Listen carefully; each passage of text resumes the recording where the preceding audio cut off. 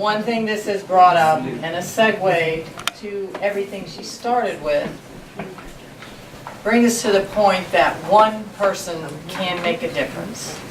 So she's inspired by her divine spark starting way back, including her book and everything else. And those divine sparks, a lot of times we all get them, but we don't listen to them because it doesn't fit reason, or it doesn't fit what's out there, and people aren't, you know, we're afraid. Our own fear gets in our own way. So for me, it just cemented right there, heart to heart. That's what book is about. That's what everything that she's done is about. It's from the heart. But she listened to her spark, her divine spark. And that's what exudes out from her. It exudes out from Armor. So that's why, as the young woman said, this is a safe place for people. Because she's not into judging, she's into learning. What do you have to offer? What do I have to offer you? She's asking that Kennedy question. Don't ask what you can do for your country, ask what you can do for each other. What can you do for your country? She's always asking from that level. It's so funny, actually, ironically, we're talking about the technology. With the technology, we couldn't have known back then that it was so fast, so your Apple today is going to be old tomorrow. But what's really happening is our moral and emotional capacity is not have the ability to travel at the speed of light. But the technology is going at the speed of light, and it can't rein it in. Are we going to turn back? No. And there can be pendulum swings, but it's up to us to slow down how, when, where. We all use it, our children use it, put on the guidelines for when to use it, because what I noticed personally from my time with kids and tutoring, I come from one of 11, is they're not getting that tactile experience. You can read it on a screen. That's not the same as reading a book. Smell, touch, da-da-da. But that's also not the same as touching the bark of a tree. What does it feel like?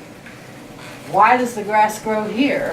Why is that area flooding? I mean, it's like they're not getting into nature. They call it nature deficit syndrome. Instead of ADD, it's NDD. You know? So, any one of you, like her, follow our heart. If you talk to one child, if you talk to one adult, if you give out to one person, if we're all believing we're interconnected, then whatever I do, that ripple's going to keep going out, out, out, out, and spread. That's our ideal of the universe. The divine spark is touching everyone. It's touching nature. It's like all of us see the light. We'd all be touching each other. Boom, boom, boom. But then that also applies to negative. So your thoughts have power.